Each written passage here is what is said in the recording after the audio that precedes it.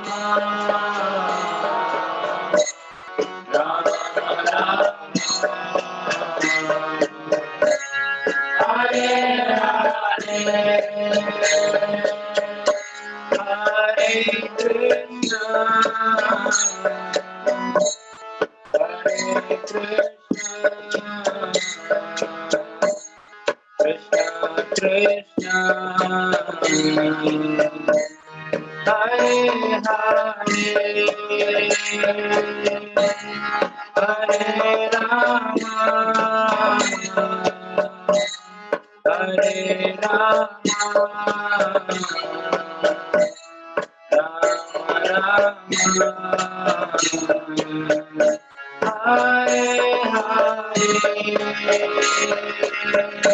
Hare Krishna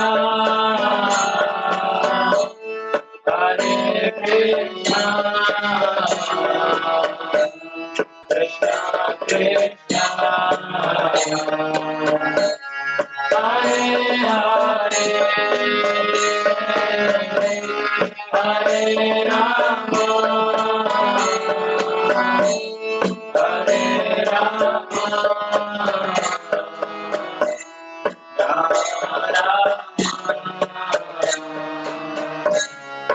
Hare Hare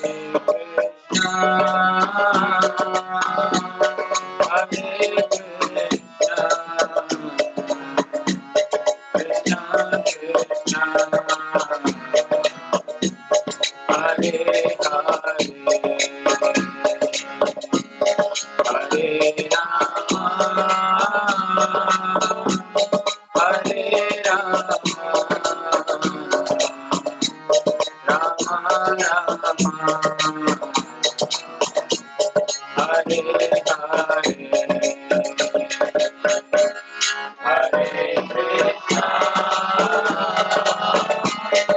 Hare Krishna, Krishna Krishna,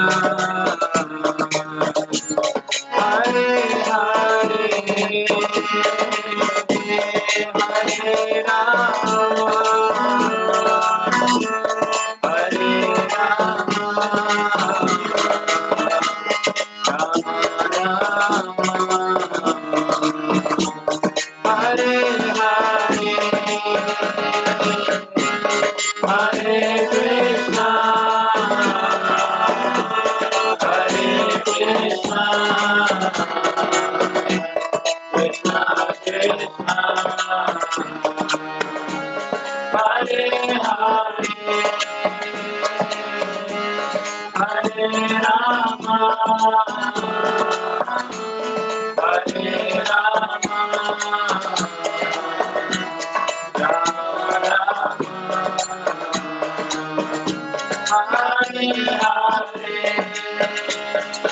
Hare Hare Hare Krishna Hare Krishna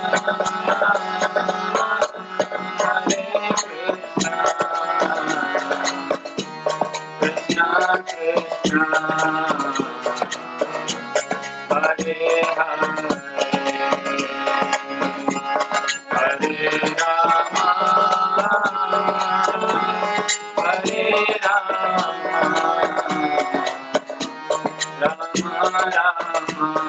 Hare Hare Hare Krishna Hare Krishna Krishna Krishna Hare Hare Hare Rama Hare Rama Rama Rama Hare Hare Hare Krishna Hare Krishna Krishna Krishna Hare Hare Hare Rama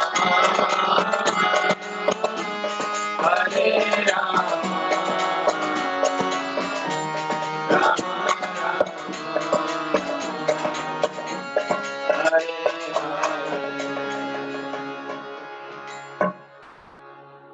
Shri हरिनाम संकीर्तन की। हरे Krishna Krishna Krishna Hare Hare,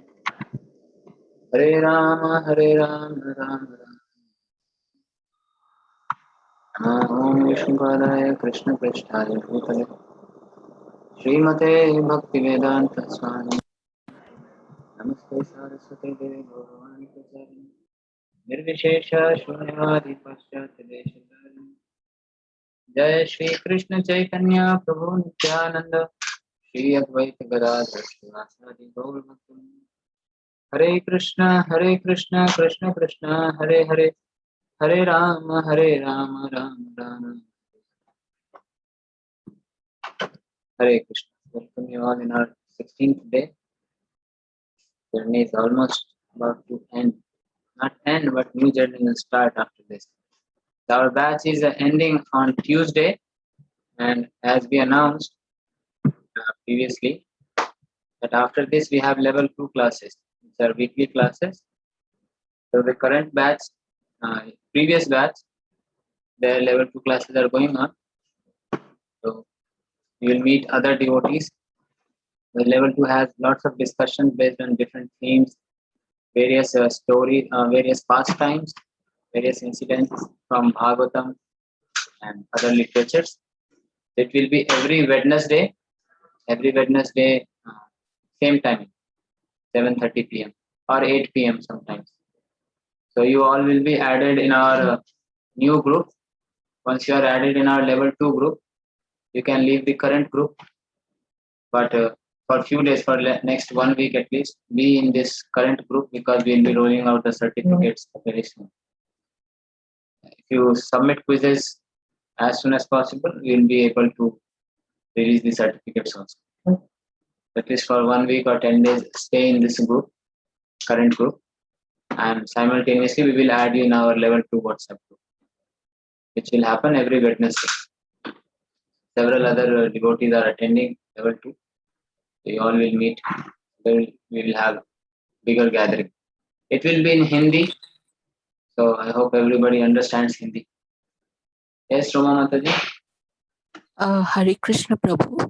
Prabhu, I started doing my quizzes late. Primarily, no problem. Level two is not dependent on quizzes. Quizzes is only for certificate. No, it's not the certification. I wanted to see how much I can remember and understand. So when I started, like on the 6th or 7th day, I would read your reading material, and then I tried to do from my own understanding. No, actually, quizzes are not very simple. You'll find a verse number at the end of the question. So it is a straightforward question. Right there in purport, you'll find the answer. But what I feel is, can I also join a level 1 class again? Because it will happen maybe next batch. We are going to start almost after 1 month. Whenever it will happen, we'll let you know. Because if I read, because you see, when my mistakes are coming in, and I go back to the purport and read it, then I know where I have missed. Yeah, so before solving, only one has to read the purport. Not that I attempt on my understanding and then I look in the purport. First you read the purport and then you mark the correct answer. I get 20 out of 20. The idea was for me at my age. I thought. No, but our idea of giving a quiz is to make everyone read Srila Prabhupada's purport. Yeah. We are not checking everyone's memory or their. Yes, I understand. That's all right if one has good memory, but we want everyone to read purport. Purport I'm reading. That I'm reading. Yeah. But you know how sometimes the question is framed in such a way that mind is immediately going to our questions are very simple. Our questions are very simple, straightforward questions from the purport. Yeah. So maybe even if I go to level 2, but can I also join a level 1 class later? All these lectures are already recorded. This level 1 which I am taking right now. So you want me to? These lectures are recorded. We have sent the play. If you want, you can listen to the recordings. Or whenever level 1 happens again, we will notify you so that you can join. Thank you. Hare Krishna Prabhu. Let's start today's chapter. So far we have discussed till chapter 15. Yesterday we discussed the Yoga of Supreme Person, chapter number 15, where Krishna explained about this material world as a inverted banyan tree. He gave the example of this tree so that to make us understand that how complicated this creation is, and one has to cut this tree with the weapon of detachment. Then Krishna explained about himself, how souls in this material world science of soul he had explained in second chapter. After that, how soul takes a new body, that has come in 15th chapter. So far in 14th chapter, we just discussed that their souls are para prakriti and material nature is inferior, apara prakriti. Souls are exploiting material resources. But how it actually takes place, how the soul uh, takes a new body.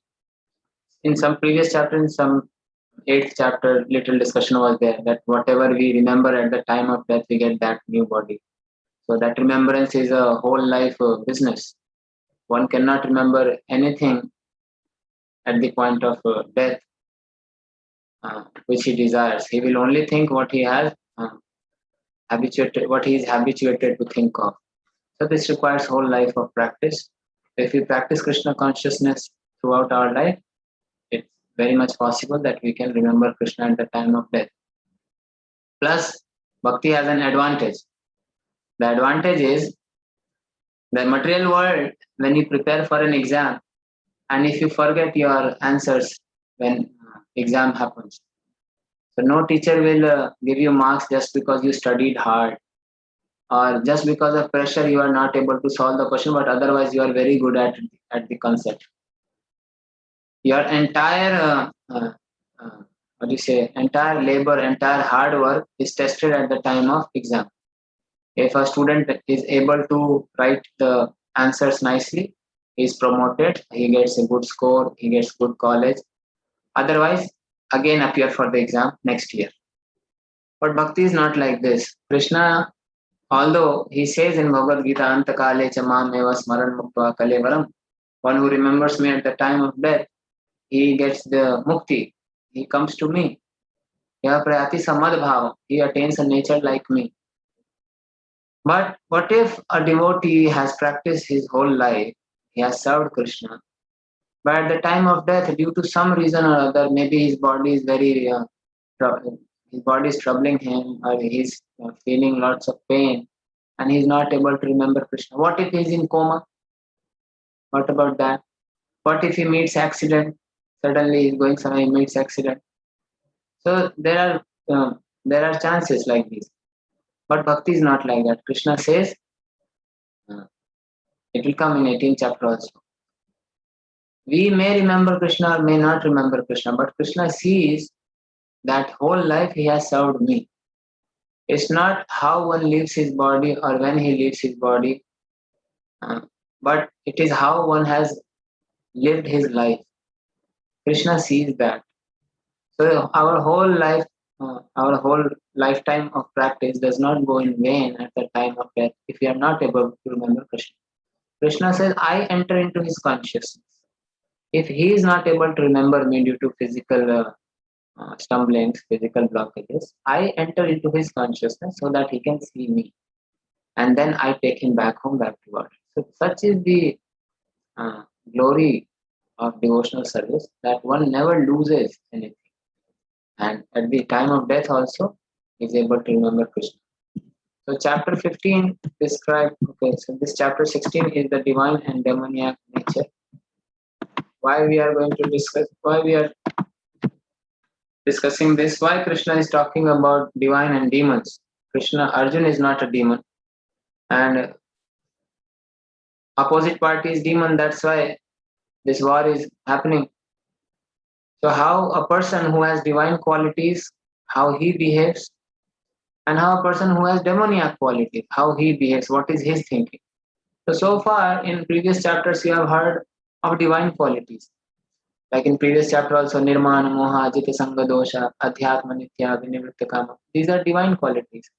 Then who can transcend the mode in a 14th chapter? Then there was also a long list of qualities of a person who has transcended the mode. Then in third chapter, if you remember, second chapter, Arjuna asks, Sthita Pragya Ka Bhasha? One who is self-situated, Sthita Pragya. How does he walk? How does he talk? What are his symptoms? So in all the chapters, Krishna has explained about qualities. And if you remember the assignment which we did, 13th chapter, 8th to 12th verses, all those are 19 items. They are qualities which a devotee develops automatically by practicing bhakti, devotional service. So many qualities Krishna has already explained in previous chapters. But about demoniac qualities, he has not explained in detail because both is important. There is one beautiful verse in a second chapter. I would like to bring your attention to that verse, although it was not in the presentation, but it's very important. This is 2.16. 2.13 and 1415 was Krishna explained that body changes as it goes from boyhood to youth to old age, and then soul passes to another body at the time of death. But in 16th verse, Krishna says very beautiful thing. You know what he says? Says a sober person is not bewildered by this thing. Yes. So before this verse, Krishna explains about, he tells Arjuna that one has to tolerate. Arjun, I know that situation is difficult. War is not easy, and you have to kill your own relatives. So happiness, distress, both are concomitant factors of this material world. Both are inevitable. Just like we are looking for happiness, or do we look for distress in our life? How many of us are looking for distress? कभी दुख भी आना चाहिए, बहुत सुख भोग लिए, कभी ऐसा करता है कोई? सुख की तलाश में है, we are all looking for happiness. Dukh comes automatically. And great devotee Sri Prahlad, he says, the moment you stop looking for happiness, you will become happy. This is a very deep statement. The moment you stop looking for happiness, you will become happy. And then he says, just as a person does not look for distress and distress comes, the happiness will also come. It is all destiny. So a person should not waste his time in looking for happiness and then avoiding distresses. Just remain engaged in your service towards the Lord. Remaining everything will come automatically. So Krishna advised Arjuna to tolerate that this non-permanent appearance of happiness and distress is like summer and winter. Summer comes, we tolerate summer in the hope that very soon this is going to go away. Summer will end and then winter will come.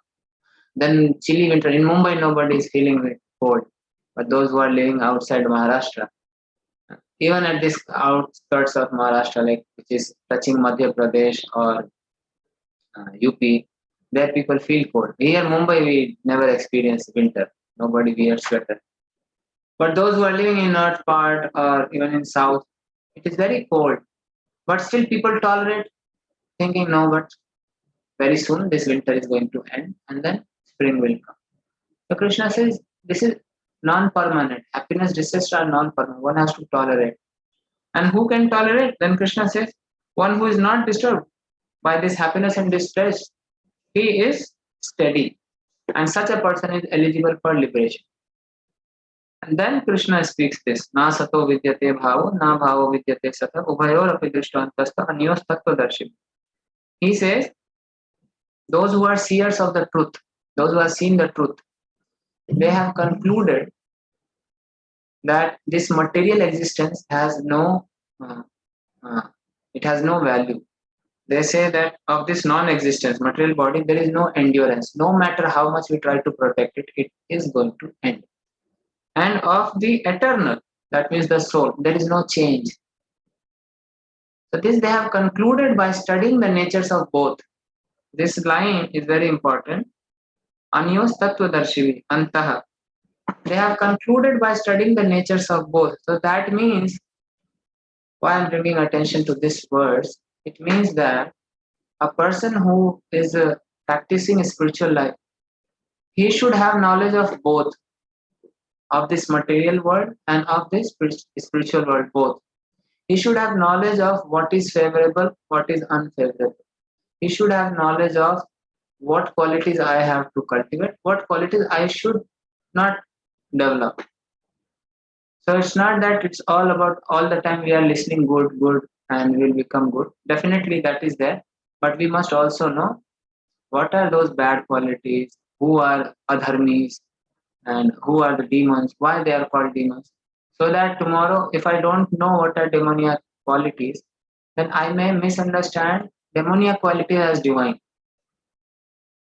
Like sometimes it happens now, we are so sure of ourselves that although it is our pride or our, they say ahankar, we consider it as humility.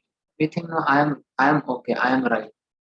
But we fail to realize that I am becoming puffed up, or I am becoming proud, or I am falsely showing humility. And there are several things. These are subtle things. It comes by analysis. One who analyzes his life, and if he's reading Bhagavad Gita, and he has a guide in his life, spiritual guide, so then they can point out. So many times, as a practitioner, we misunderstand bad qualities as good. That's why it is very important to understand both divine and demoniac. So this is 16th chapter, and Krishna begins by first pointing out to the divine qualities. So recap of chapter 15. This we heard yesterday. How to get detached from the material world, transmigration. Krishna is the maintainer, and summary of Vedanta Sutra. So while explaining chapter 15, if you remember this tree, in that tree, okay, that tree photo is not here. So if you remember that tree's painting, which was upside down, there were several branches, and there were branches of pious activities, there were branches of impious activities. So this tree has both divine and demoniac natures, which are watered by three modes. So now Krishna is going to explain that what are these natures, so that we can water only good qualities, not the bad qualities in us. Shri Bhagavan Vacha Abhayam Sattva Samshuddhir Jnana Yoga Vyavastitihi Danam Damascha Yagyascha Swadhyayastapa Arjavam Ahimsa Satya Akrodhas Tyaga Shantir Apaishunam Daya Bhuteshwa Lolupam Madhavam Vir Achapadam Tejah Kshama Dhriti Shaucham Adroho Nati Manita Bhavanti Sampadam Dailim Abhijatasya Bharatam. Now look at the qualities. These are all qualities in a person who is endowed with divine nature. He is fearless, purification of one's existence, cultivation of spiritual knowledge, charity, self-control, performance of sacrifice, study of Vedas, austerity, simplicity, non-violence, truthfulness, freedom from anger, renunciation, tranquility, aversion to fault finding, compassion for all living entities, freedom from covetousness, gentleness, modesty. So many things are there. Huh? And these all qualities are belonging to a person who has who is possessed of divine nature. So in this long list of qualities, some qualities are mainly for sannyasi, some qualities are mainly for grihastha, some qualities are mainly for brahmacharis, like that, because our society is divided in four varna and ashram: Brahman, Kshatriya, Vaishya, Shudra, and then brahmachari, grihastha, vanprastha, and sannyas. So although all these qualities have to be developed, it is developed in the personality of a devotee. A devotee, whether he is a grihastha or a brahmachari, he is fearless. Fearless why? Because he is completely dependent on Krishna, and he knows that whatever in my life is happening, it is because of Krishna's sanction, and he is controlling my life. So where is the point of? There is a very famous verse in Bengali text, Chaitanya Charitamrita. Prabhupada used to quote this very often. Mare Krishna rakhe Krishna mare. Later on, these Bollywood walas, they made this line from this only. Jako rakhe saiya mar sake na koi. But this line came from Chaitanya Charitamrita. Mare Krishna rakhe ke. If Krishna wants to kill somebody, who can protect? Krishna, when Banasur, this demon Banasur, he had 1,000 hands. And he had received a boon from Lord Shiva that whenever I go to war, Shiva will fight from my side. Now, who can dare to fight? Banasur himself was very powerful. Even Ravana could not defeat him. He was such powerful. And this, sorry, not Ravana, Kamsa. Ravana was in Treta Yuga. So nobody would anyways dare to fight Banasur. On top of that, Lord Shiva is personally standing on his side. So who can dare to fight? No demigod can could challenge Banasura. But then there is detailed pastime. Something happened. Then Krishna, all these Yadavas, they fought with Banasura's army. And Krishna was on this side and Banasura's army this side. So one-on-one duel started. So who could challenge Krishna? Who could face Krishna? So Lord Shiva came to fight Krishna. And Lord Shiva knows that he is my worshipable Lord, but I am bound by my words. And Krishna said, okay, you carry on your promise. Let's fight.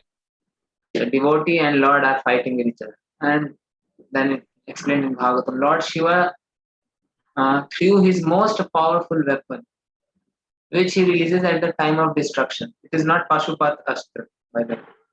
It is called Shiva Jwar, the fiery demon who comes out of the body of Shiva to destroy this universe. Shiva released that. Please do not unmute yourself. So Shiva released that. And it was like as if 1,000 suns have appeared together, everything was started to burn. But Krishna he created Narayan Jwar. Jwar means fever. So there is a hot fever and cold fever. One can tolerate heat in the body becomes, but cold fever, body is becoming numb. That is very dangerous. So then Shiva was defeated, and then Banasura, Krishna cut off his 998 hands. So even Shiva could not protect. So a devotee who is surrendered to Krishna, he has Krishna on his side. He is completely fearless. Nobody can do anything to him. So whatever is coming in his life, he is absolutely relaxed, calm, that it is Krishna's plan, Krishna's arrangement. Why to be afraid of anything? So still in the purport you will find it is more for sannyasi, because a sannyasi, he has to leave everything and completely depend on Supreme Lord. Especially in Vedic times, a sannyasi would live in forest, no home, no physical comfort, no relatives, is completely cut off from society. So he has to be completely dependent on the Lord. So one cannot take sannyas if he is scared that what will I eat, what will I wear, where will I go, where will I sleep. Then do not take sannyas. For such a person, sannyas is not recommended. So it is mainly for sannyasi. Purification of one's existence, that is also for him. Because sannyas is not the end, sannyas is the beginning. Now I have left everything aside.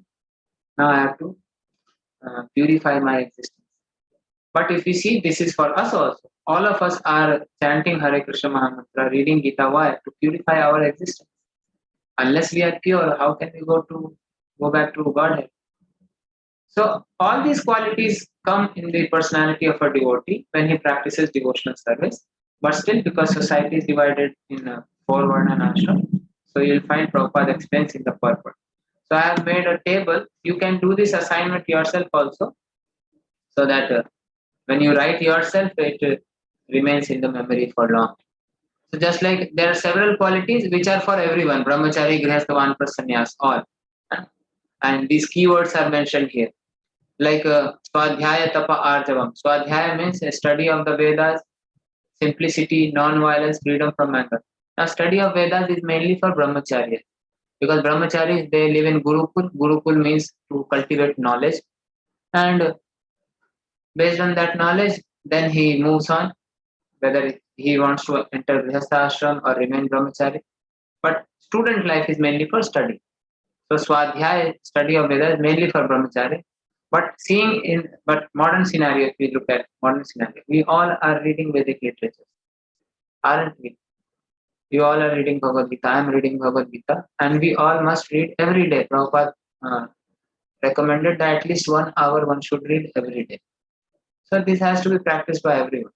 But as I mentioned, more or less it is for everyone, but still predominantly for which ashram it is. So simplicity, everyone has to practice simplicity. Some qualities you will find it is everywhere. Simplicity is in brahmachari life also, in grihastha life also, in vanprastha also, and in sannyas ashram also. One should live very simple life. One should not unnecessarily increase his material demands and go on expanding his property. That is not recommended. That's why in previous times, in Vedic times, the transactions were taking place in gold coins. not this paper currency. Paper currency is useless. Why? Because government can produce any number of paper. If the economy goes down, they did this. If you read history, once they printed dollars, which happened in America. They printed dollars in great numbers. The dollar's value came down. What will I do with the paper? The paper, the paper note, which is paper currency. What is written over there? I promise to pay the bearer 10 rupees. मैं धारक को 10 रुपए अदा करने का वचन देता हूँ. So that means that is in itself it has no value. But वो promise दे रहा है कि मैं pay करूँगा.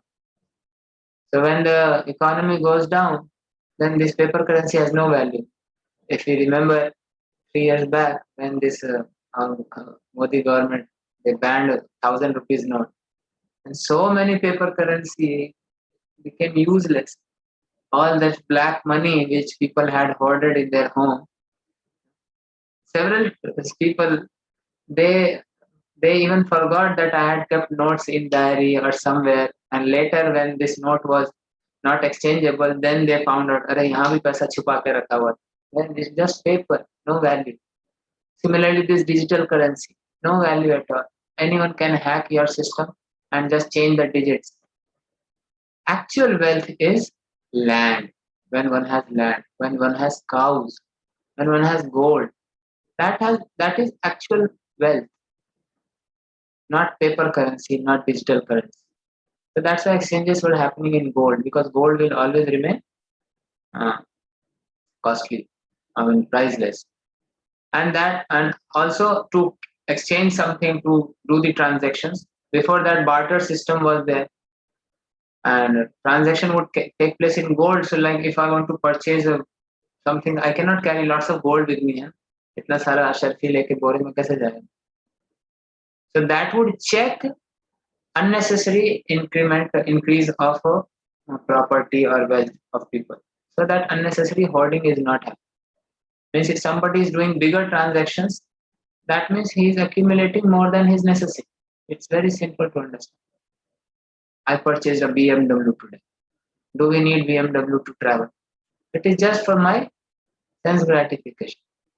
I can do well and it doesn't make much difference. Traveling in BMW or whether you're traveling in a simple car like Swift or Innova, it doesn't make much difference.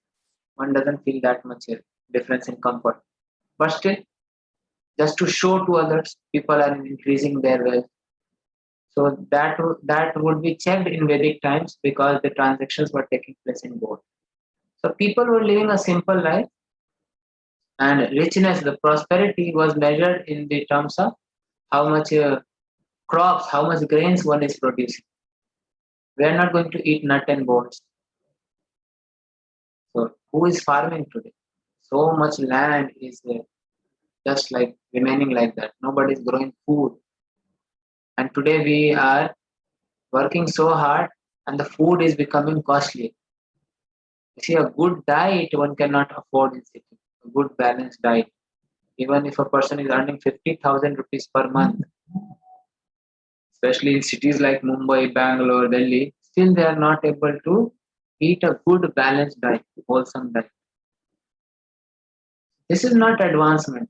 Advancement of civilization means that people have sufficient to eat and they don't have anxiety of clothing and arranging a shelter for them.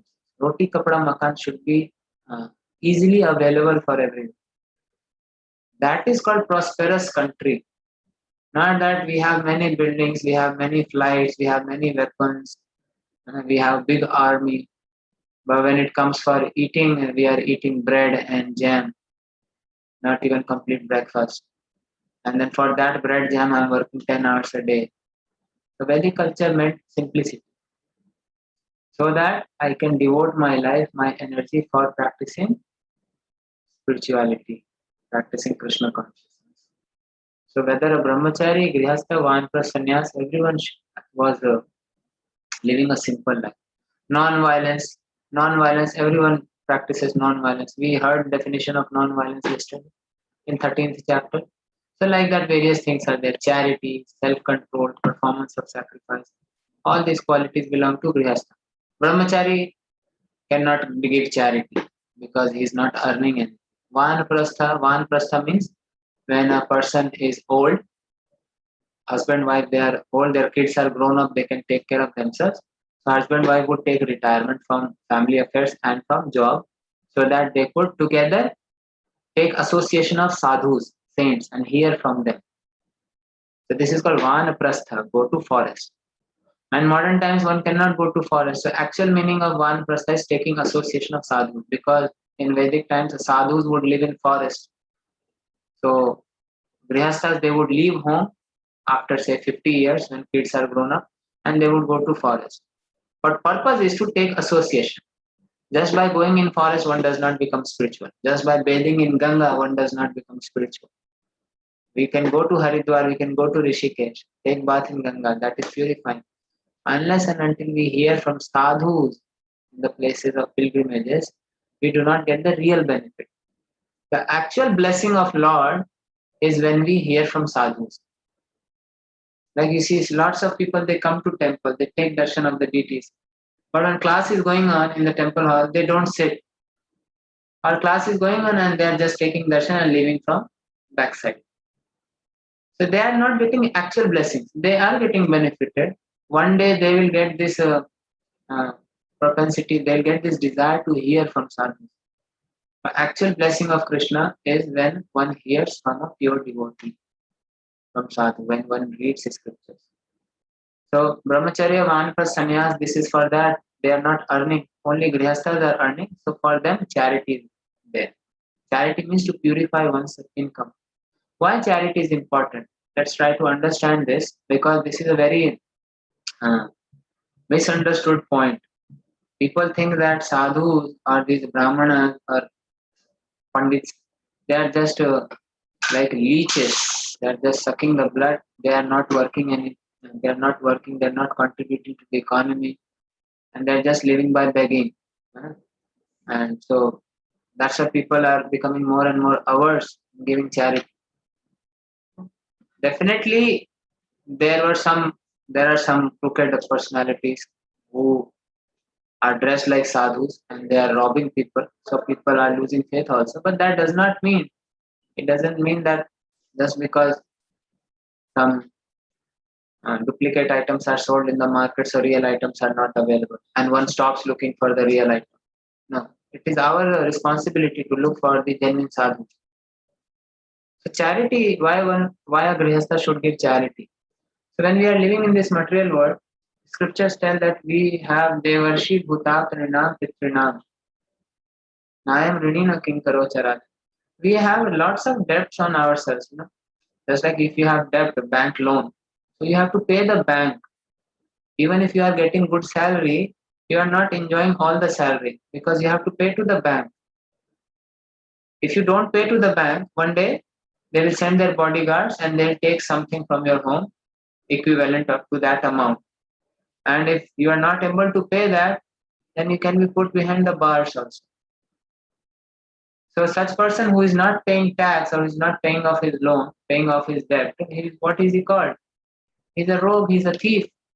Similarly, when we are living in this material world, we are getting sunlight, we are getting moonlight. Now all of us are paying electricity bills, isn't it? If sun starts charging electricity bill, imagine the amount of the bill which will come at our doorstep. In one science magazine in California, they published this article, the solar energy. It was about solar energy. So the scientists they mentioned that in 1 second, sun emits so much energy that entire humanity has not consumed it throughout its history. So much energy is released in 1 second. We are receiving so much sunlight. Free का vitamin D खा रहे हैं daily. So who will pay the tax? You think this is free? We are getting moonlight. Because of moonlight, our vegetables are getting nourished. We are getting taste in the vegetables and foods because of moonlight.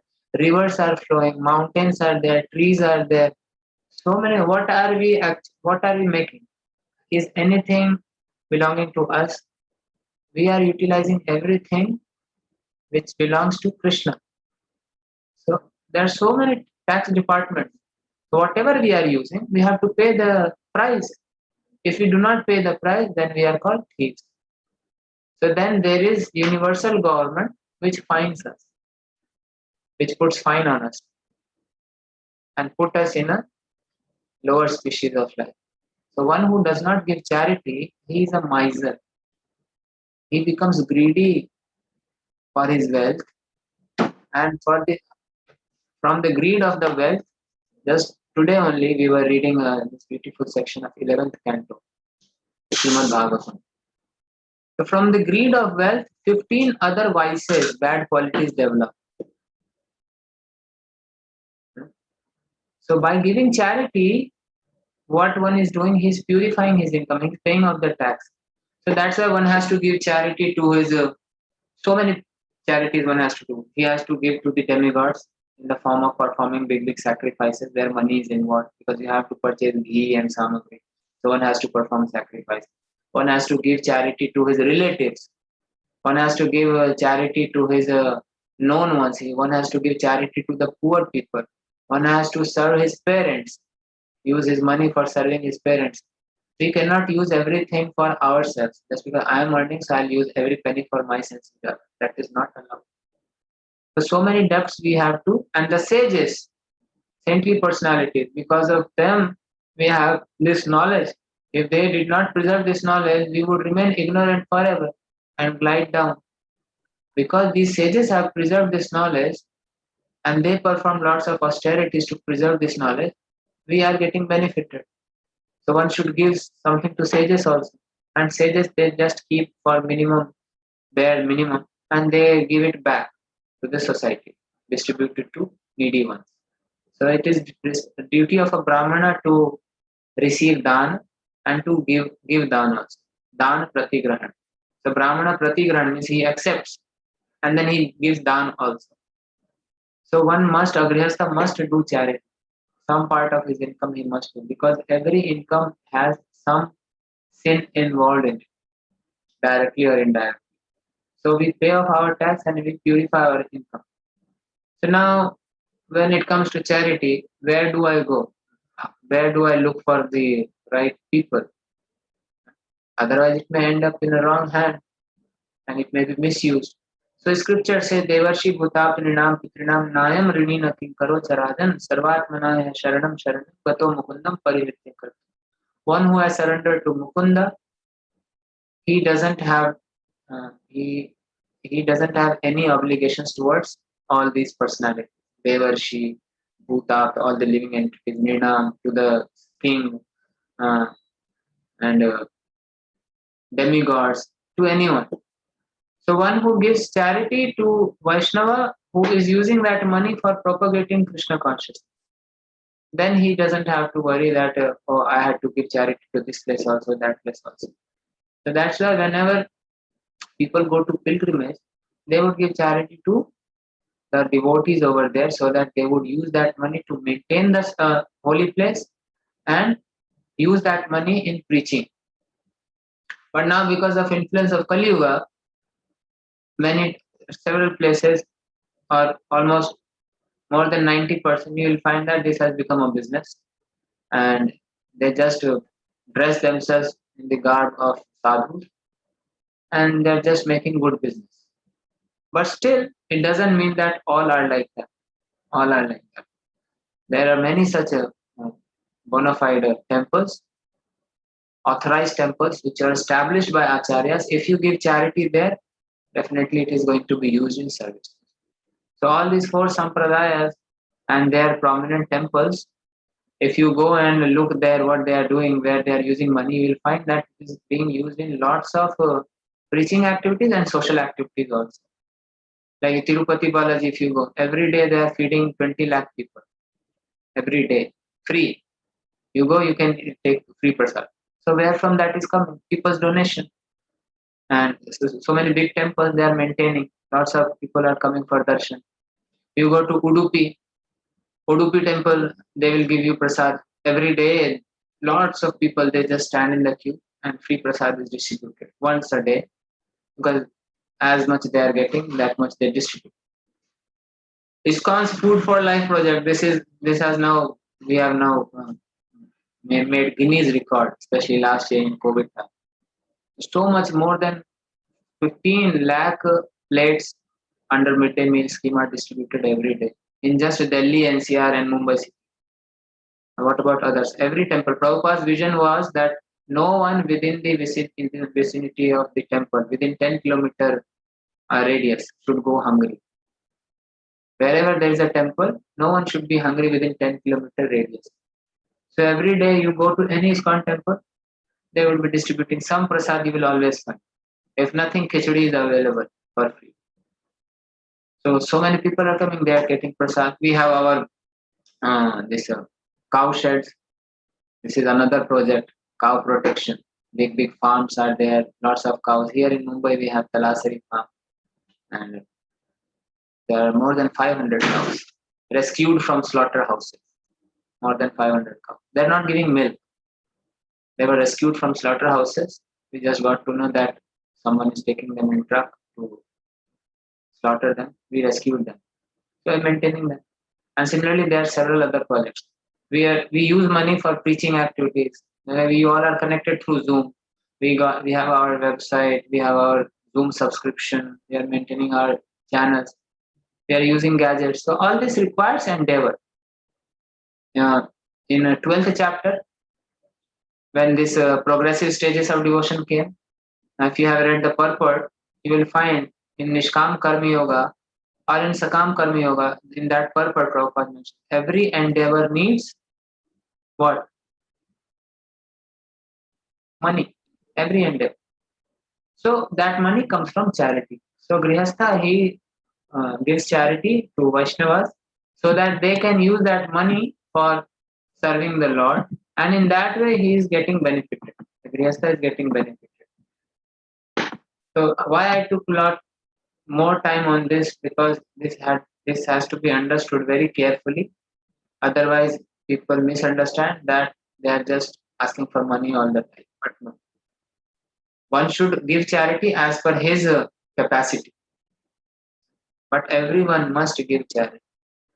Performance of sacrifice is mainly for grihasthas. Every day they have to perform sacrifice. Freedom from anger is for everyone. So like that, there are many qualities, and then some qualities are for everyone, like aversion to fault finding. One should not find faults in others. One should have compassion for all living entities. Freedom from covetousness, gentleness, modesty, steady determination. This is for everyone. And some qualities, they are like tejas, vigor. These are for Kshatriyas. They are very vigor because they have to manage and rule the country. They have to fight. Shaucham, cleanliness. Cleanliness is for everyone, but this is mainly for Vaishya, because mercantile people, those who are doing trade and business, they have to speak lots of lies. In business, you cannot avoid this. So one has to maintain cleanliness, means internal, external both. And Nati Manita means not expecting honor. Amanitvam Adambhitvam. Remember previous chapter, 13th chapter.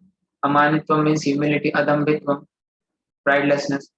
Nati Manita means not expecting honor. The definition of humility is that. It is for everyone, but especially for Shudras, because Shudras, they are supporting Vaishya, they are Vaishya and Kshatriya and Brahman.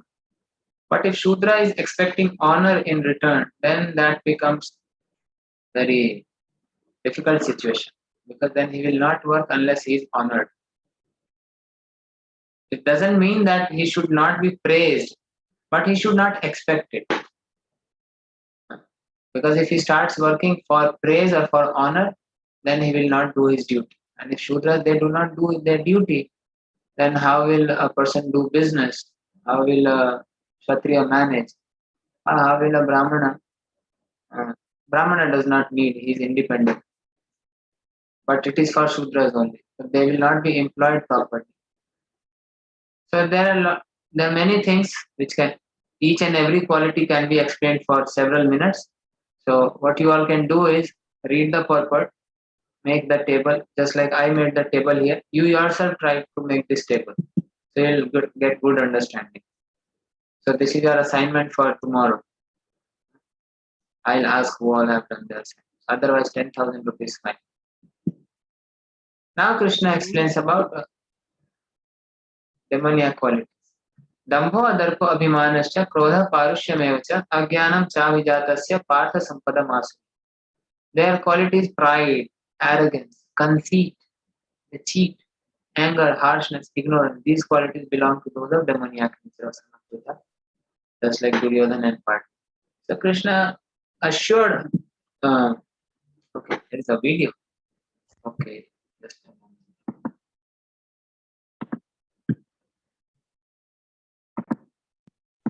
So this is like arrogant people. They just harm others.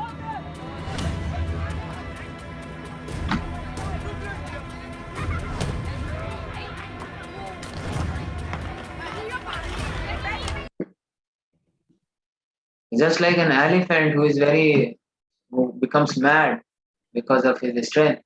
Unnecessarily, sometimes humans also disturb animals. Just to show an example, that arrogant people, they disturb others unnecessarily. दैवी संपद विमोक्षाय निबंधाया सुरीमता मा शुचा संपदा देवीं अभिजातोसि Pandav. So the transcendental qualities are conducive to liberation. That's why one should develop transcendental qualities, whereas the demoniac qualities make for bondage. But you, O son of Pandu, do not worry. You are born with divine qualities. All the Pandavas were born with divine qualities. So Krishna assured Arjuna, and then now he is explaining about demoniac natures. So now we'll go a little faster. Within 5 minutes, 5-10 minutes, we'll end this chapter. These are very small purports are there. This is a small chapter, only 24 verses. So you can read it in one day only, within 1 or 2 hours. So few verses I have taken. Let's hear. O son of Pritha, in this world there are two kinds of created beings. We all are conditioned souls. One is called divine, other the demoniac. So I have already explained to you at length in the divine qualities. In this chapter, first 3 verses, and in previous chapters also. Now hear from me of the demoniac, how demons they were. Pravrittim cha nivrittim cha janana vidurasura na shaucham na pichacharu na satyam teshu vidyate. Those who are demoniac, they do not know what is to be done, what is not to be done. This is first symptom of a demoniac personality. In the name of advancement of civilization, in the name of being educated, their activities are horrible. They don't know what is to be done, what is not to be done. It's just carnal, they are satisfying their carnal desires. Neither cleanliness nor proper behavior nor truth is found in them. Page 3. People are very fond of reading page 3 of newspaper. But it is all filled with stories of cheaters and drunkards who go in the name of famous actors, politicians, or whoever they may be. And people everyone wants to imitate them, want to look like them, dress like them.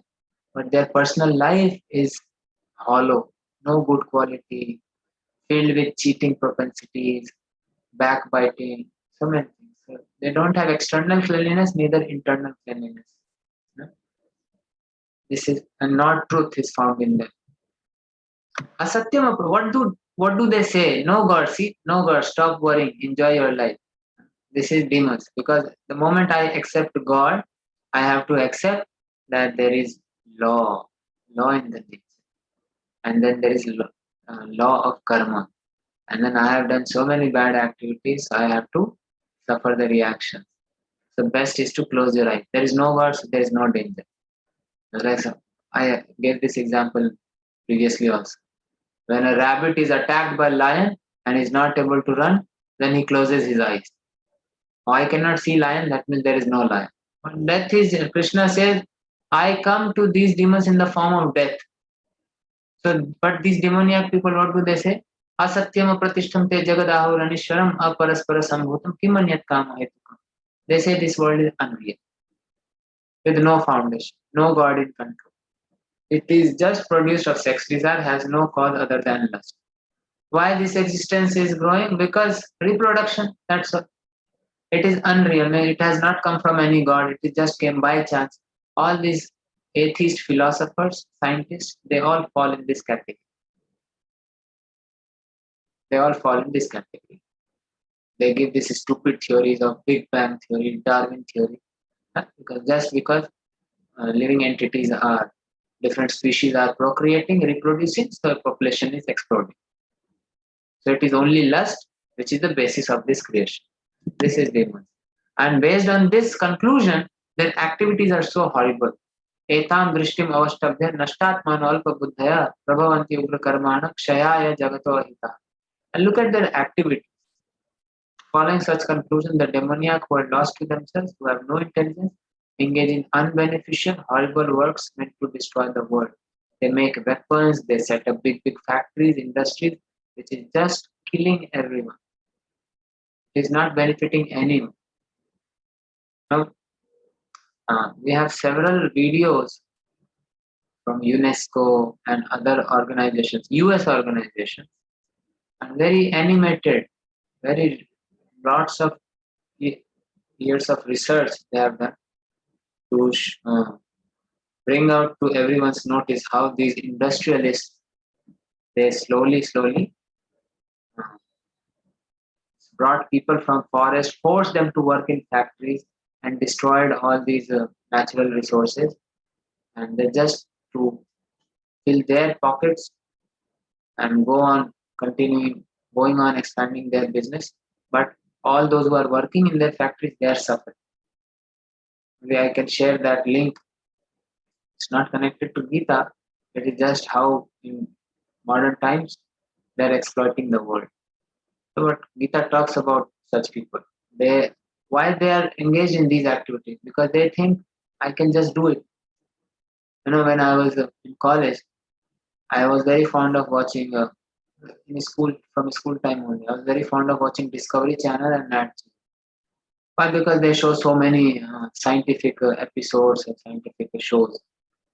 And my favorite show was that they showed bikes, motorbikes or planes, machines. So one of the episode was where they were showing world's fastest bike, Yamaha Y2K. Now this bike had helicopter's engine fitted in. They used helicopter's engine in the bike. Naturally, it will have lots of thrust and torque. So the engineer was asked, why did you put rocket engine in a bike? Who drives such a bike in traffic with rocket engine? And he just, with his bright eye, he said, because we can do it. Because we can make it. Especially in Western countries, so many videos you can see. Kind of videos they are making. YouTube is filled with such nonsense videos. Recently, I was just scrolling because I have this online service also. So I was just scrolling. So one guy, he has made video of 10 minutes and it has million views. By the way, million views. What was the video? They sent bread in space. They kept it on a plate and tied it on the plate, and that plate was tied to a hot air balloon, and that balloon was released. So it was filled with helium gas. So this balloon, it went to the outer space, topmost area, and the bread was exposed to that space. And then when the balloon came down, they were eating that bread. How does it feel? Eating a bread which has gone in the space. I'm sure you all have same expression as I am having on my face. And for this, they spent so much time, so much energy, so much money. They made me video, they put it on YouTube, and millions of people are wasting their time in watching this. Million views. And for each view, they are getting a revenue by the they're getting money. So people are engaged in this nonsense activity. I can talk so much about this. Taking shelter of insatiable lust. This lust is insatiable. It cannot be fulfilled, satisfied. Lust is not just attraction towards opposite gender. Any activity for sense gratification is called lust. And any activity for the pleasure of Krishna is called love. There's a beautiful definition in Chaitanya Charitamrita. Atma Indriya Pritivancha, Tare Bole Kam, Krishna Indriya Pritivancha, Dhare Premna. Whatever I do for my sense enjoyment is called lust. Whatever I do for Krishna's enjoyment is called love. So love does not exist in this material world between humans and humans. Love only exists between a soul and Krishna. And if I see everyone related to Krishna, then only I can love people. So those who say Desh Premi, Matri Premi, or this Premi, Samaj Premi, love everyone, love animals. You cannot love anyone unless and until you are Krishna conscious. It is just bodily identification, bodily designation. Then what happens? I love Americans, I hate Indians. I love Indians, I hate Pakistanis. Muslims, they would say, we love our people, we hate Hindus. So this goes on. So then Krishna says, absorbed in the conceit of pride and false prestige, the demoniac, thus illusioned, are always sworn unclean work, attracted by the imperfect. Because they are attracted by this material world, this variety, they want to enjoy it. So they are sworn to unclean work. What are these unclean works? Intoxication, gambling, meat eating, illicit relationships. These are unclean works. They believe that to gratify the senses is the prime necessity of human civilization. Khao, piyo, mauj karo, फिर मर जाओ. This is the goal of life. Thus, until the end of their life, their anxiety is immeasurable. And it is just for saying everyone is in anxiety because everyone is trying to exploit others. Bound by a network of hundreds of thousands of desires and absorbed in lust and anger, they secure money by illegal means for self gratification. This is demoniac personality. He thinks, a demoniac person thinks, personalities like Hiranyakashipu, Ravana, Kamsa, and in modern times, we all are tiny Ravana, tiny Hiranyakashipu. Because he thinks, a demoniac person thinks, I have so much wealth, tomorrow I will gain more. So much is mine now, it will increase more and more. He is my enemy, and I have killed him. My other enemies will also be killed. I am the Lord of everything. We may not say like this big statement, like Ravana and Hiranyakashipu, I am Lord of everything. But when it comes to our family, when it comes to our friend circle or our office, we try to become boss or not. I am the Lord of my room. At least I say that. I may not be Lord of entire flat or entire building, but I am Lord of my room. यहाँ तो मेरे हिसाब से ही होगा. So we all are like that tiny, tiny packets of Ravana and Hiranyakashipu inside. He thinks I am perfect, powerful, and happy. I am the richest man surrounded by aristocratic relatives. There is none so powerful and happy as I am. I shall perform sacrifices. And such demons, they also perform sacrifices. Ravana was very good at chanting Vedic mantras. Hiranyakashipu also performed austerity for 36,000 years. Kamsa also had brahmanas in his courtyard. But they perform sacrifice out of pride so that I get more. But modern Ravanas and Hiranyakashipu like us, they are not even performing sacrifices. These demons were still better. They knew that sacrifice has to be performed. So in this way, such persons are deluded. Ahankaram balam darpa. They are bewildered by false ego. Kamam prodha cha samshritaha. By lust and anger. Mam atma paradeheshu. They become envious of me only. And I am right there seated in their heart. Paramatma is right here sitting in our heart. So these demons, they become envious of God only. भगवान को भी मारने का आदत. Just like the Shishupal, he wanted to kill Krishna only. Then Krishna killed him by Sudarshan. Right in front of everyone's eyes, the soul came out from Shishupal's body and entered into Krishna's feet. Everyone could see that. Pradvishwanto abhyasuyakaha. They become envious of Supreme Personality of Godhead and they blaspheme against the real religion. ताम अहम द्विषतः क्रूरान संसारेषु नरात्मा क्षिपामि अजस्रम अशुभान आसुरीषु एव योनिषु. So such persons who are very envious, mischievous, who are lowest among men, Krishna says, I perpetually cast them into ocean of material existence. Raho yahi, sado idhar. One may think that Krishna said in previous chapter, I am equal to all. Samah sarveshu bhuteshu na me dveshyo asti na priya. I am equal to everyone. I do not envy anyone. I am not partial to anyone. And here Krishna is saying, I cast them into ocean of material existence, into various demoniac species of life. How to understand this? How do we understand these two contradictions, apparent contradictions? Krishna is Supreme Lord, he cannot give contradictions. So definitely There is no contradiction. Actually, when Krishna gives us punishment, that is also his mercy.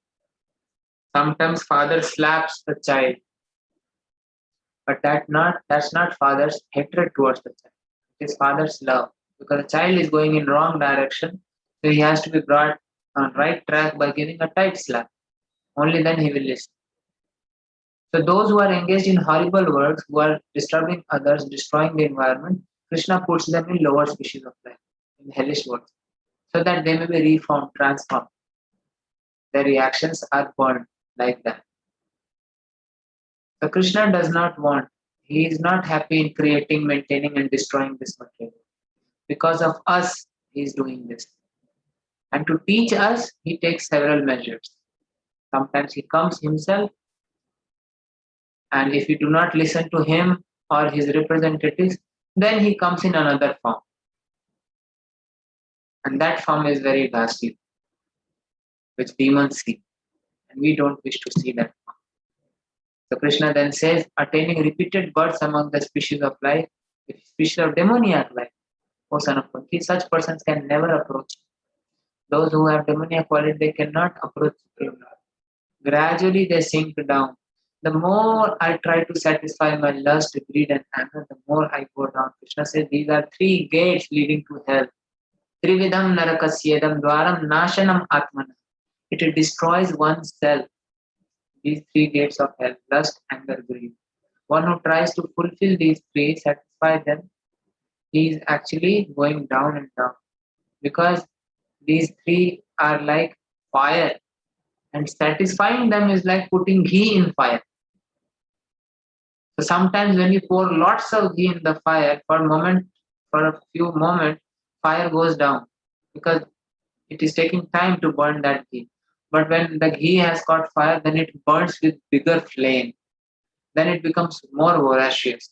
Then one has to put more if I have to maintain it. So this lust in the heart, this lust, greed, anger, it is just like that.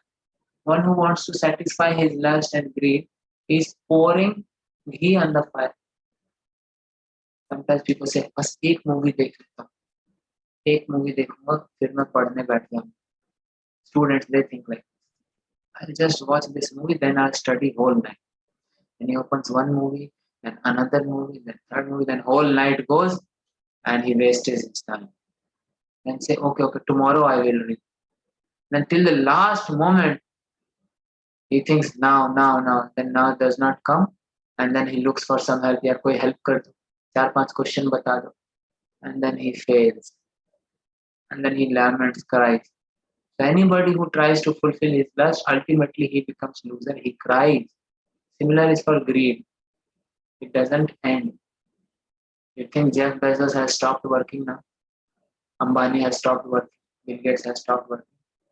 How much money they have? They can't even count their rupee. If all the currency is taken out from the bank, their bank account, whole year they will not be able to count their money. Ek, do, teen, char. So much money they have. And they can't even visit their all the property in 1 year. So much property they have. And what are they eating? Same thing which we are eating, maybe in different variety, little better. But it's same thing. Same body, same foul substances in their body also. Same old age, same death they will meet. But is it stopping? Anywhere. Now I've become richest person in the world. I want to maintain it. So greed has no end, lust has no end, anger also has no end. This leads to the degradation of the soul. So one has to protect himself from himself. Now you saw the half painting here. This is complete painting. So just like attachment, with attachment, pride, false prestige, greed, ignorance, anger, lust, and you see these are bad qualities. This takes one person down. And who is waiting here? You see, he's standing like this. Aja mere bachche. She's Maya, Lord's external energy. She catches us and she keeps us here. She is the jailer of this prison. And she binds us in her tight shackles, in her chains, which are three modes: goodness, passion, ignorance. And Maya's prison is such a complex prison. It has no walls. We don't see any wall, and we don't see any chains in our body. Just like this person is tied by 3 ropes, we don't see any ropes in our hand, but still nobody wants to get out from it. Such are his illusory effects. But those who accept a spiritual master, take guidance from a spiritual master who shows the path. Spiritual master is just like torchlight. Om Agyanatimirandhasya. Every day we pray to our spiritual master. He takes us towards the eternal abode where Radha Krishna is waiting for us. Accepting a spiritual master, one studies Vedas, he performs austerities, he practices sense control, and when one has complete spiritual knowledge, one goes to spiritual abode where it is full of light, no darkness, eternal enjoyment.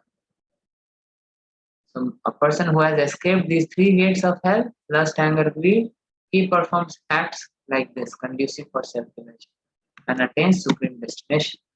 But those who discard scriptural injunction, you'll see this painting. If I follow this conclusion, if I teach our children, if we teach our children this philosophy, that man has come from monkey, do you think they will ever respect religion? Are we not doing this mistake? At home, we are worshipping Ganpati, we are worshipping Shiva, we are doing some kind of puja, and we are sending our kids in school and colleges where they are taught that we have come from monkeys. And then they come home, Papa, आपने science नहीं पढ़ा, mummy तुमको कुछ नहीं पता. And mummy says, बेटा थोड़ा ज्योत दिखा ले, थोड़ी अगरबत्ती दिखा ले, ये सब बकवास. Then they become atheists. That's why they discard religion. And Krishna says, Yah Shastra Vidhi Mutsrijya. One who discards scriptural injunctions, Vartate Kam Karata, and they act according to his own whims. Nasa Siddhimam Apnoti. They attain neither perfection nor happiness nor the supreme destination. Sukh kabhi nahi milega, neither in this life nor in next life. They will never get happiness. Those who work against scriptural injunctions. It just for apparently it looks for external eyes, it may look, अरे बहुत पैसा है उनके पास. But you look at his personal life. इतना पैसा होने के बाद भी बीवी तलाक देके चली गई. What's the use? The more I am attached, the more I feel the pain of getting things separated from me. A person who is greedy, if you take his money, he feels lots of pain.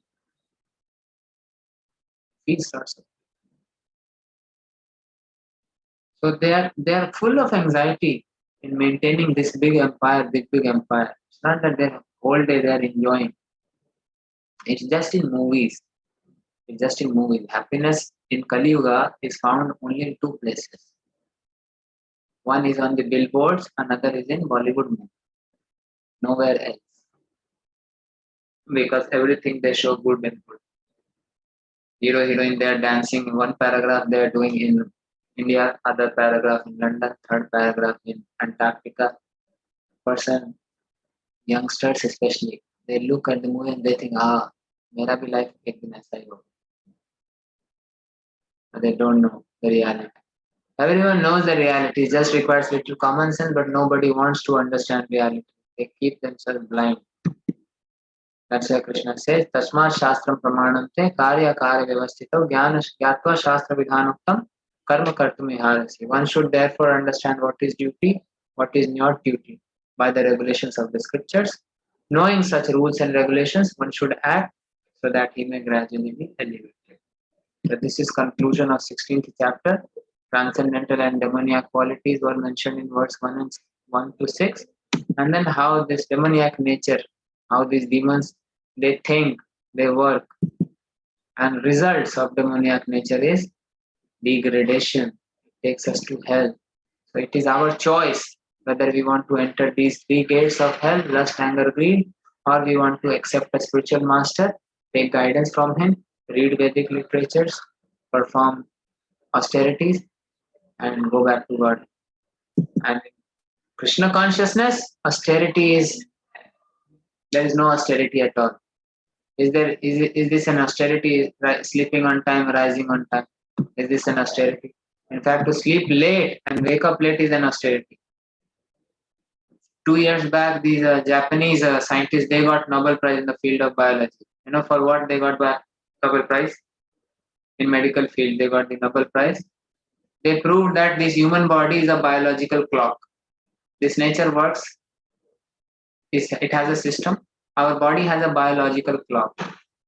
That means if we follow the pattern of nature, when sun rises, we wake up. When sun sets, we sleep. We eat when sun is at the peak. That time our body has a more digestive capacity. If we keep fasting every 15 days, once in a 15 days, if we fast completely, automatically all the toxins and cancerous cells are killed. And they did this research, they got Nobel Prize. And our Indians Guruji, got discovered. please come back. Yeah, good. So, what I was explaining? Yeah, this Nobel Prize in biological field. So they got this Nobel Prize just to prove that this body is a biological clock. And everybody knows, especially those who are following Vedic culture. ब्रह्म मुहूर्त में उठो, time से सो, एकादशी का उपवास रखो, do some meditation in the morning. Now, it's a big business, meditation, yoga. Who is not talking about benefits of meditation? Even athletes, sportsmen, those who are playing whole day, they also do meditation in the morning to relax themselves. But this is just byproduct of meditation. In Krishna consciousness, it is so simple. You sleep on time, wake up on time, and then eat Krishna Prasad. You don't have to starve yourselves. Eat good food, wholesome food, food in mode of goodness, but not just in goodness. Offer it to Krishna, it becomes food in pure goodness. Eat Krishna Prasad, eat 3 times, 4 times, but whenever eat Prasad. So in our ISKCON, pizza is also Prasad, burger is also Prasad, and Rasgulla is also Prasad, Gulab Jamun is also Prasad, everything is Prasad. And by eating Prasad, we can go to Krishna Loka. So we don't have to starve ourselves. We are living a simple life, and just to cover your body, you don't need so many clothes. Keep yourself simple. So those who are living in temple, they are living simple. They are wearing dhoti kurta. Dhoti kurta is, by the way, it is very stylish also. And it is very comfortable for the tropical climate like India. Jeans is not at all fit for Indian climate. It gives birth to lots of diseases. This has already been researched, but still we are imitating Western culture. Socks, jeans, shoes, this is not for Indian climate. And chant Hare Krishna, dance in front of deities, associate with devotees, hear such wonderful discussions. Imagine, we are discussing from last 1.5 hour. 1.5 hour, would we have got such a pleasure in seeing a movie, watching a movie? So that's why Krishna says, Pratyaksha avagamam dharmya. This is susukham kartumabhyam. Bhakti is practiced very happily, joyfully. It is joyfully performed. In other practices of yoga, you see, it is not joyfully performed. When you go to perform dhyana yoga, it is not joyfully performed. You have to do lots of tapasya. In the beginning, it is very painful. And then, if I did not get success, then pura gadbad ho gaya. But bhakti, the process is joyful and the result is supreme joy with Krishna Loka. So one should just practice this, do chant Hare Krishna, sing kirtans. We sing, we play musical instruments, mridang, kartal, harmonium, sing several bhajans, Hare Krishna kirtan, eat prasad, serve Lord in form of his deities at home, visit various temples, visit Vrindavan, Haridwar, the various places. So this is devotional life, joyfully performed and supreme destination is achieved. So this is Krishna consciousness, and just by practicing it, one automatically becomes divine. So thank you very much. So I have got two very important announcements. I announced this previously also. So as you all know, we all are going to Vrindavan. Vrindavan Kartik Yatra is coming on uh, starting on 27th October. So everyone is reaching Vrindavan on 26th October. Those who want to visit the home of Krishna, you can register on our website, thearyansclub.com. I'll share the link again in the group. We did this previously also. So there are several yatras. So we keep doing yatra throughout the year, several yatras. So this yatra has last date of registration 15th August. We'll find this here on our website. I'll share the link. So we are going to stay in Vrindavan from 27th to 31st October. People are reaching on 26th, and tickets one has to book themselves. मतलब जाने आने का ticket खुद करना है, and internal travels accommodation is arranged by us. So one has to register for this. Last date for registration is 10th August. Okay, because we have to book the accommodations. So you just go on this site, fill out this form, and then our volunteers will call you. Just click this button, enroll now. This form will open, and you fill the details. Our volunteers will call you, and then you can pay the amount. They will give you bank account. You can send the amount and join us for this yatra, wonderful yatra. We'll see various places where Krishna performed pastimes. Nandagaon, Barsana, the home of Radharani, where Radharani was appeared. Village of Radharani is Barsana, and Krishna's village was Nandagaon. And then they would meet at Govardhan and other forests. So devotee, especially Kartik month, is fully packed. Vrindavan is fully packed. So we will visit various temples, various places, and experience the vibrations. In holy places, the vibrations are very powerful, very strong. The potency of illusory energy, Maya, is very weak there. So practicing devotional service in the month of Kartik, that in Vrindavan, it gives millions of times increased results than practicing at home. So please do try to come. This is not very costly, only 5,000 rupees for 5 days yatra. And already we have received more than 100 registrations. Some youths, parents, and senior ones. It's for all age group. So you can register yourself, your relatives. No. Another thing is, I'll take questions in a while regarding this and chapter also. One wonderful program we have started. I hope Vedanta, Arnab, these boys are here. Vedanta is there. So this is for youth. We have started a 2 month residential course wherein boys who have college or schools and their studies are going online, or even those who are working but their office or their job is going online, work from home. So we have started this 2 month residential course where we are providing residence in the temple. We have Gurukul building where we are staying. So one floor is for youth boys. They come every weekend and stay here. So morning program, evening program, they'll get spiritual training also.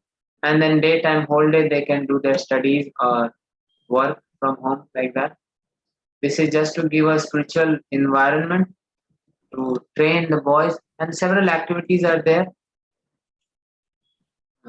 You can check the details. Please roll this poster also and this detail also in the website. This is only for boys. So their temple is anyways a peaceful environment. One can work or study as in home.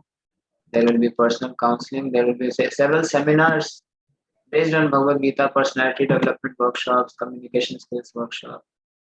And our morning we'll have spiritual mornings. If you know anyone, if you have young boys in your home who would like to stay with devotees, you can recommend them. Evening we'll be doing Aarti Kirtan in Temple Hall. Beautiful deities we have here in Mumbai. There will be several discourses on weekends and morning times, evening times.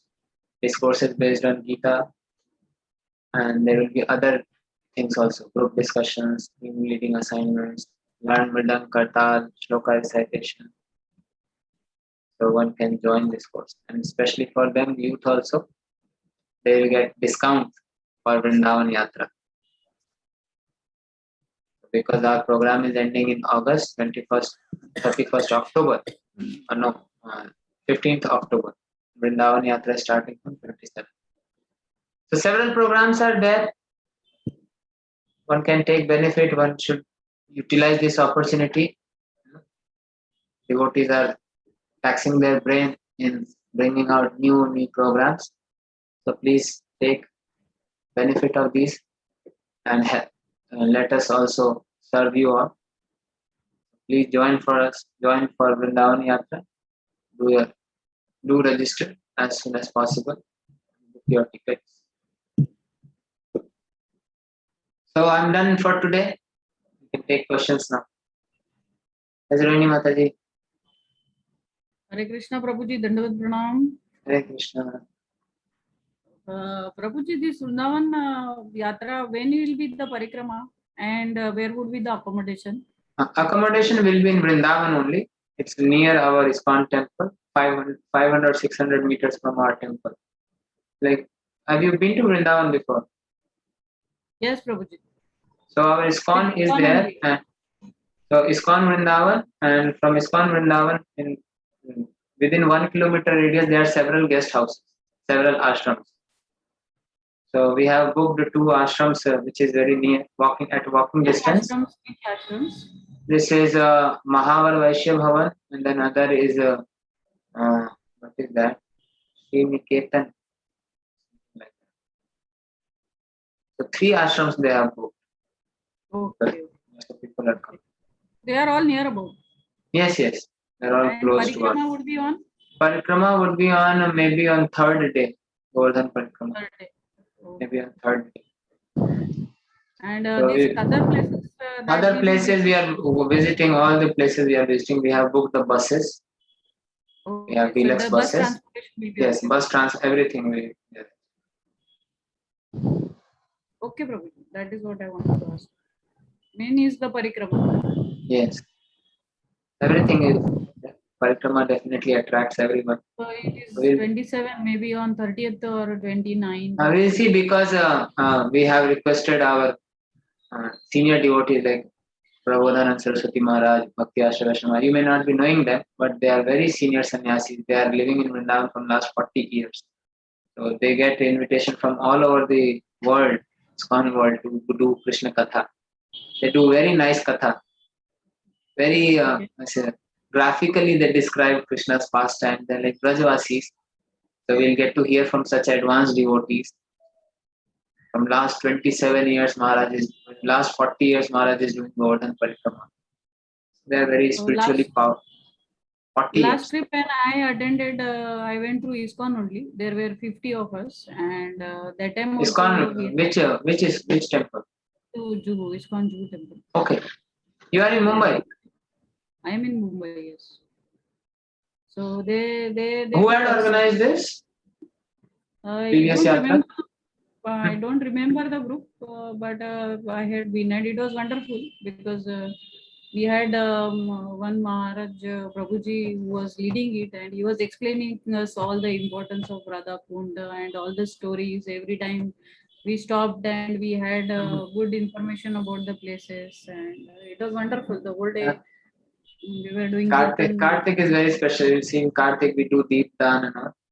We'll go to Nand Bhavan, we'll go to Vrinda Kund, Tulsi Maharani's temple. Several places. So you can register for this also. Sure, I will see the schedule, but I will definitely try. Rest is God willing. We'll send the details in the group. Sure. Thank you. Okay. All right. Any questions? Yes, Arnab. Hare Krishna, Prabhuji. Am I audible? Yes. Yeah. Prabhuji, I have a question regarding last chapter. And today, when I solving this quiz, in question number 5, there's a question that if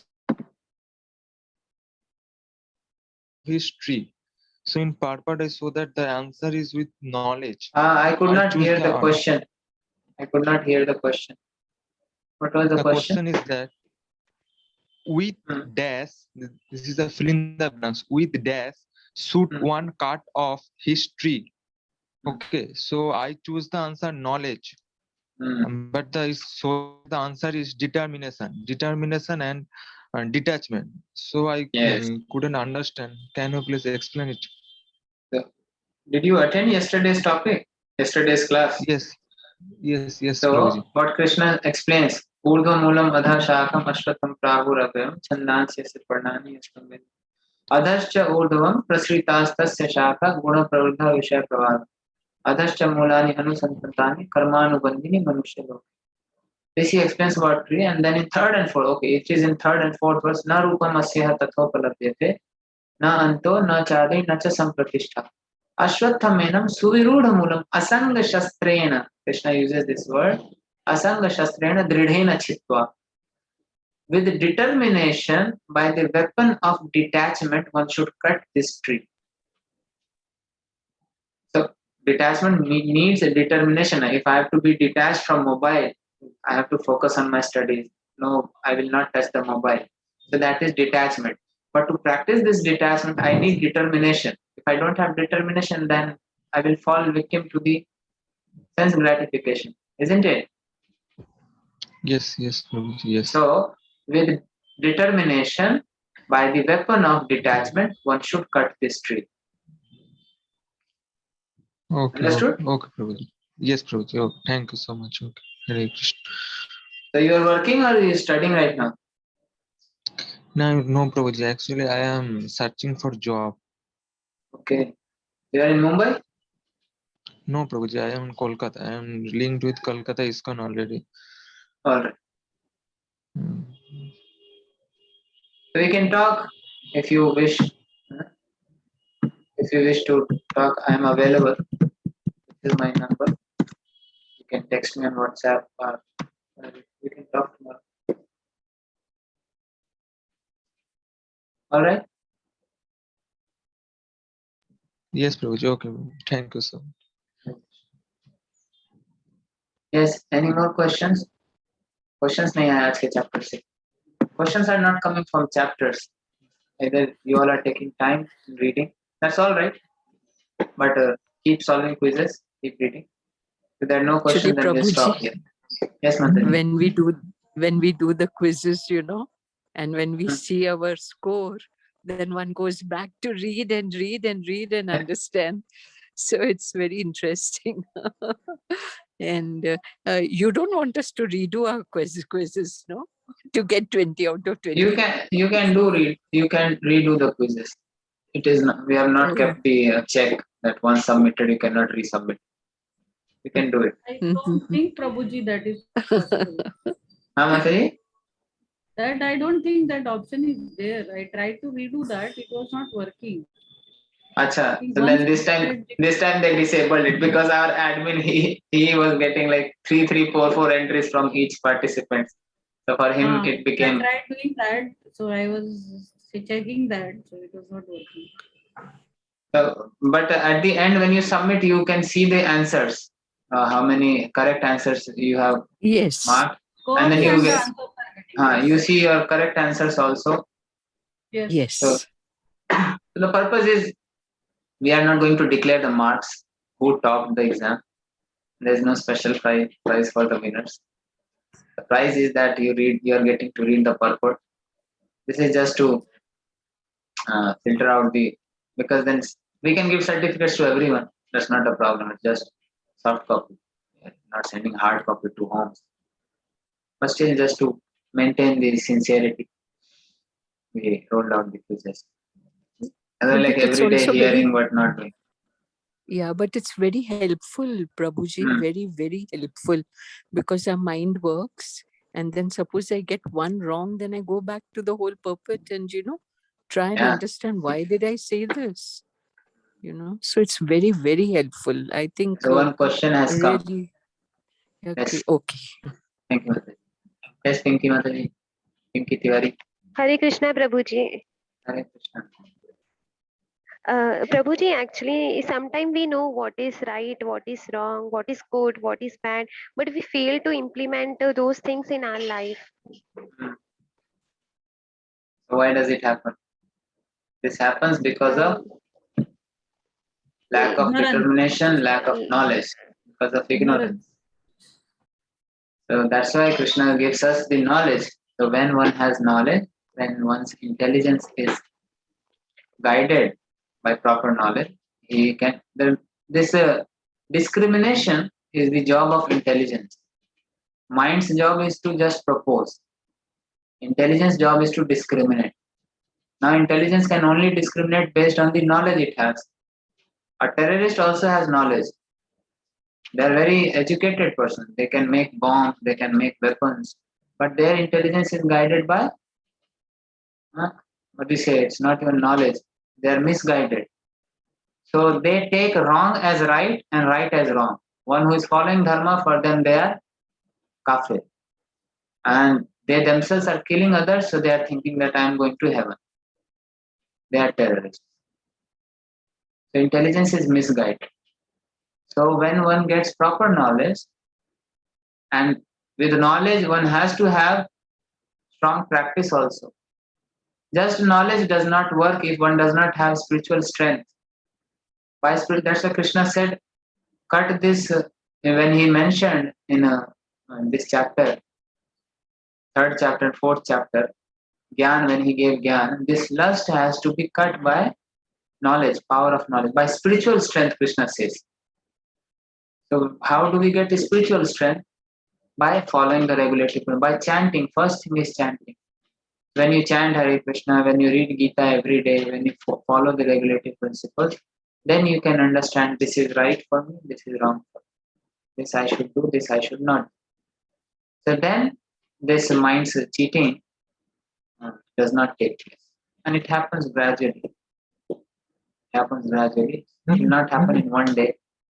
If we take to the process fully within one day, in just one day, it will start showing the results from the first day only. It depends on us. Is that okay? Yes, Prabhuji. Thank you. Hare Krishna.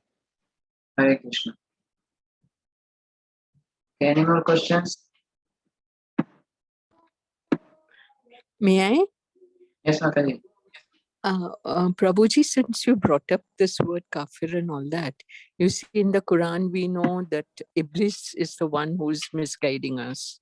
And in the Bible, we call him Satan. He's the evil spirit.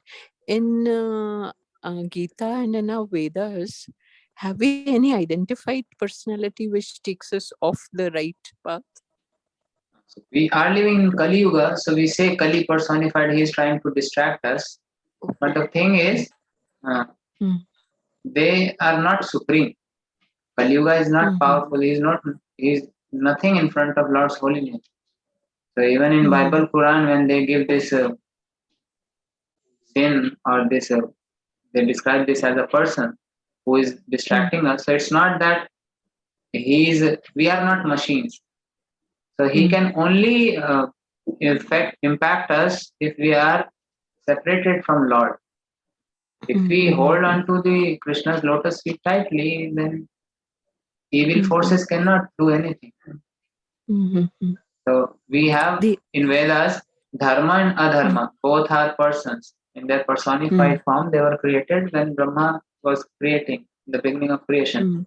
So all these vices and virtues, they were created. Pap, this adharma, all these lust, anger, they all came out from Brahma's body. So, but this can affect only those who are not performing devotional service, who have not taken shelter of Supreme Lord. They are not, like in some tradition, it is concept that Satan, like in Zoroastrianism, they have this. Satan is whatever his name is. And then God, they both are pulling the soul. I mean, sometimes even the constant war is going on. Mhm. And even in these traditions, in Quran and Bible, when they mention this personality, it is as if that personality is independent in his efforts and he is able to misguide the souls, and Allah is not able to do anything. But this is not the case. The higher, and that is in one sense it is true, but Allah has given us freedom. He has given us independence. He has given us choice.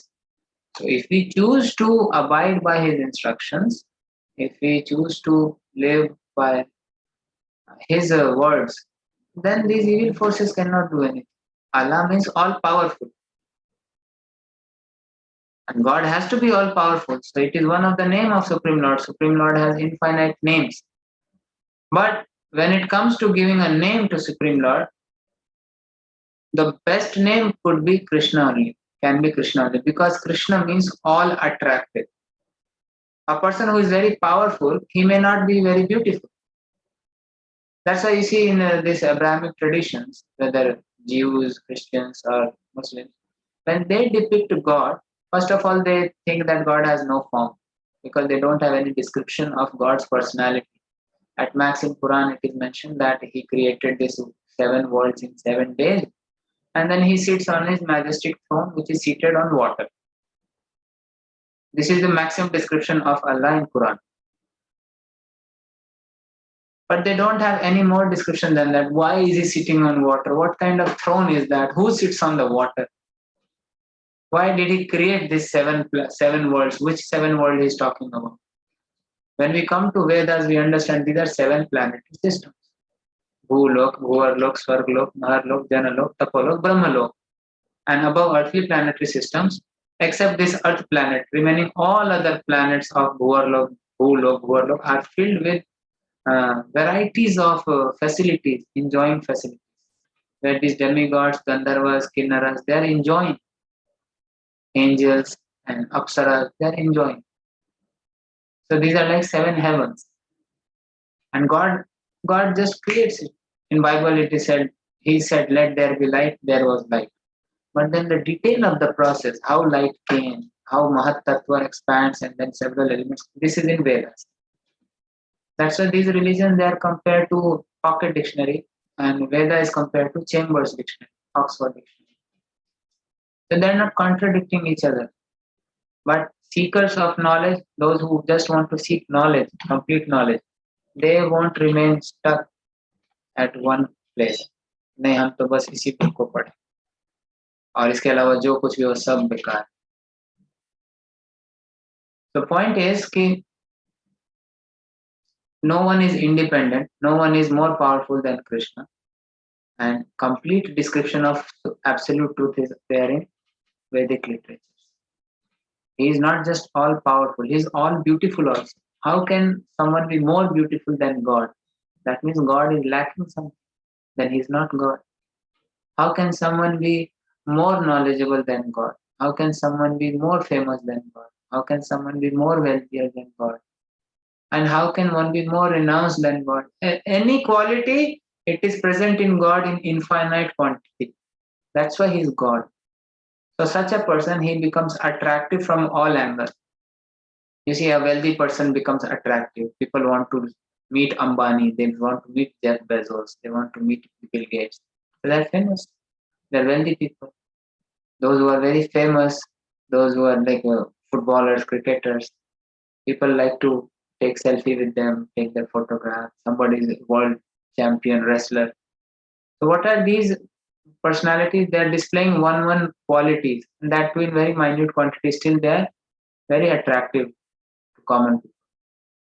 Imagine a personality who has all these opulences. He is very, suppose it is just in movies. Superman, he is very beautiful, he is very handsome, dashing. He is very good in physics. He has all the strength also. Then he doesn't have wealth, but the Superman is very poor, he is living in farm, but still he is attractive. So imagine a personality who has everything. So wouldn't he be all attractive? So that This word all attractive in Sanskrit becomes Krishna. So Krishna is all attractive. He's attracting entire world, material creation, spiritual creation, and he's just playing his flute. Why should God work? God is just busy in blissful pastime. So that's how when a person goes on advancing in knowledge, he comes to the Vedic literatures and then he comes to Bhagavad Gita and then he comes to Bhagavatam and then this is the end. This is complete picture of God. Although your question was No, only one aspect, thank but you. I explained several other things, taking the Thank you, opportunity. Prabhuji.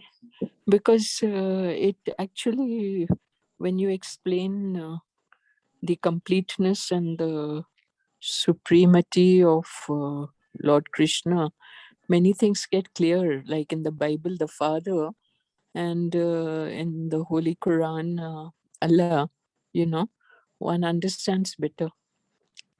Hari Yeah. Bol. Then thank you Right. so much, Hari Krishna Prabhu. Prabhuji, All one right. last question. Yes, Matari.